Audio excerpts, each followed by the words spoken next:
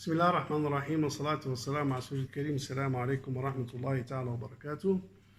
And welcome to Takaful online course. And we shall carry on the discussion that we have started in the previous sessions, and where we started on the case of the bird. And we stopped at the basically process of catching the bird and securing the bird in the cage, and the bird will be delivered back to the owner. Now, in the third stage, basically, is the go back to the early proposal, whereby the sales transactions of the bird will take place, which means the seller will sell the bird to the purchaser with the amount of 1,000, and it will be Sharia compliant. So, if I may just recap on the case, you want to sell the bird if it is secure in the cage as the first scenario, so it will be Sharia compliance.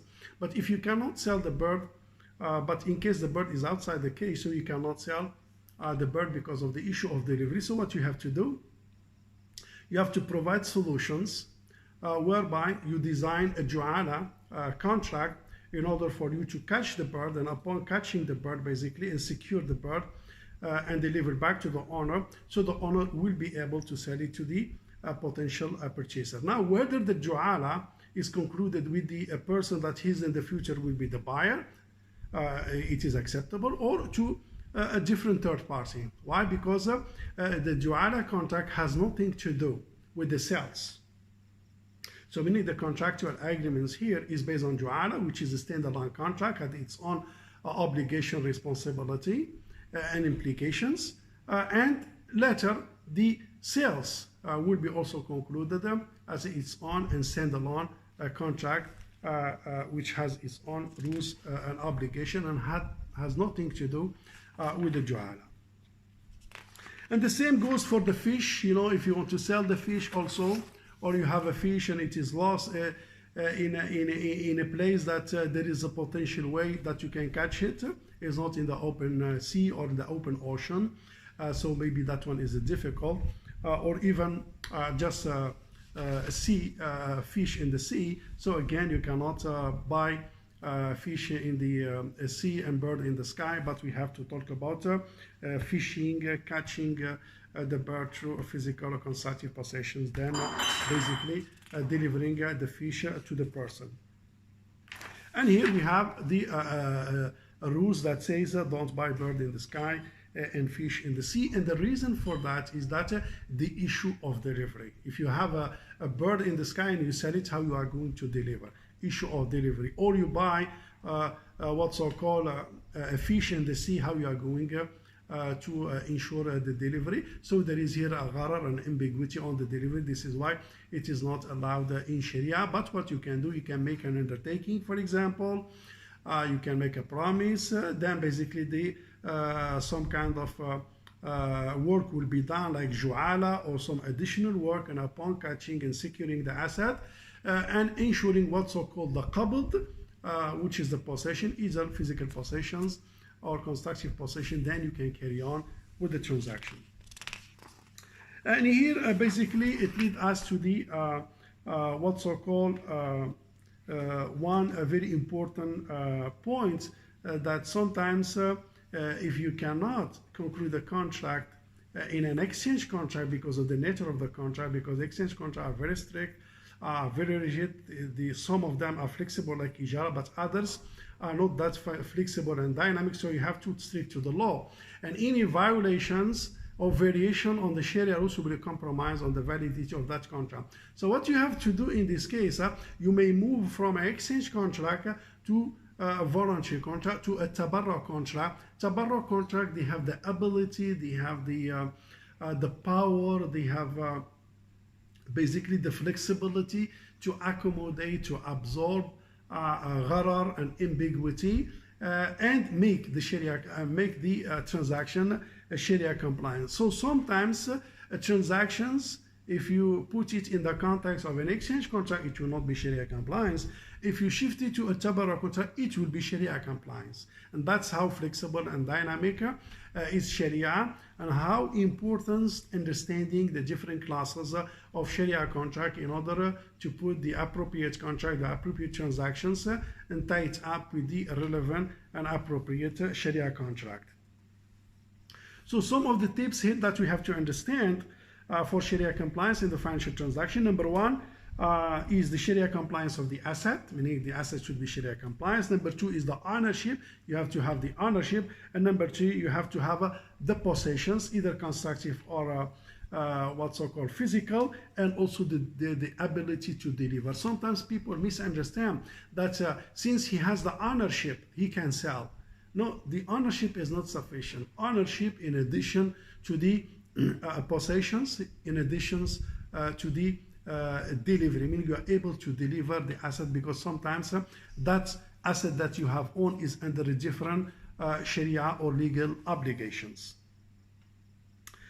And those are applicable in the voluntary contract, but what is important is the voluntary contract, they are very flexible and easy.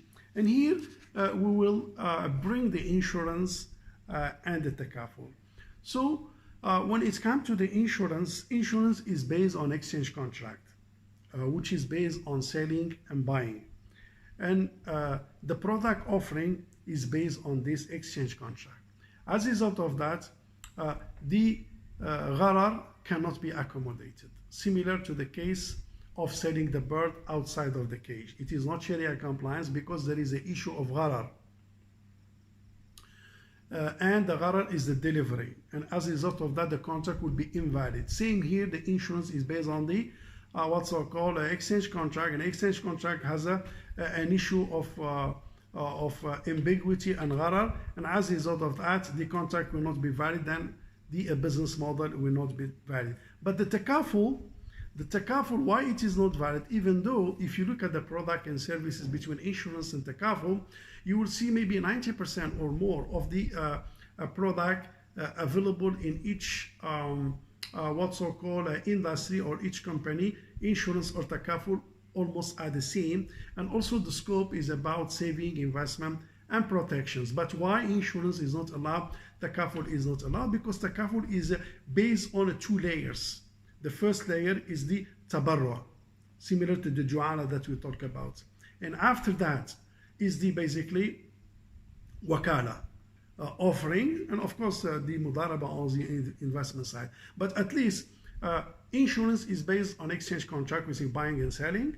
But when it comes to takaful, to remove the issue of gharar, so we built the first layer or the first line, which is the tabarrua, which is a donation, which is a tabarrua contract. As we mentioned, it's absorbed the ambiguity, similar to the ju'ala in our bird case, whereby to overcome the issue, what we did, we initiated the contract of ju'ala. Ju'ala is a voluntary contract. You can engage a contractor to catch a bird, even the bird is not in the cage, and even the bird is flying, still the ju'ala contract is valid from the Sharia standpoint, despite the ambiguity and the gharar in the transactions, because the person who's trying to catch the bird, maybe he will spend 2, 3, 4 days to catch it, maybe he will catch it, maybe he will not catch it.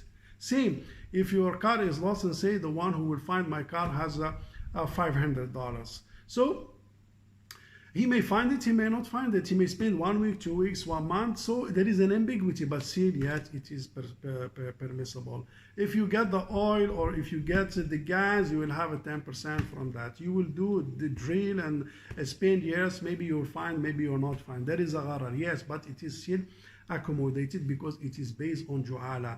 My son is lost. Anyone find my son has 2,000. People spend looking for your son, they will find it, maybe, maybe not.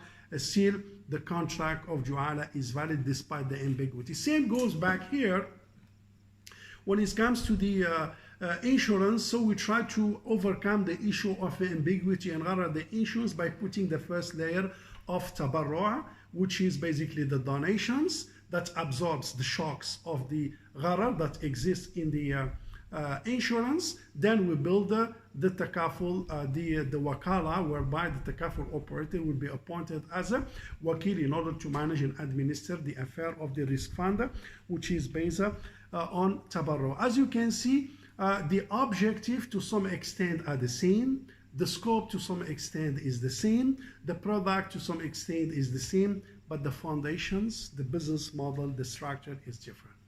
One cannot tolerate gharar, so it doesn't work. The other one tolerates gharar, so it does work. So that's actually one of the differences between what's called bilateral contract, a unilateral contract, the difference between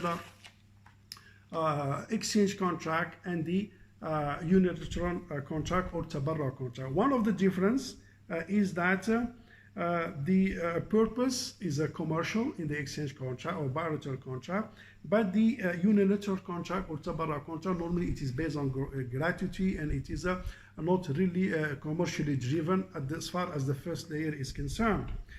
And the elements of uncertainty is prohibited in the bilateral contract or exchange contract, but it is allowed and tolerated and acceptable when it comes to the what's so-called unilateral contract. That's the overall discussions on this, and with this we will close the case bird that we have discussed part of it in the previous sessions, and today is basically the second part that's complete, the case of the bird, to provide in illustrations how you can read the differences between insurance and takaful through the case of the bird. With this, thank you very much, and see you inshallah in the coming session. Wassalamu alaikum wa rahmatullahi ta'ala wa barakatuh.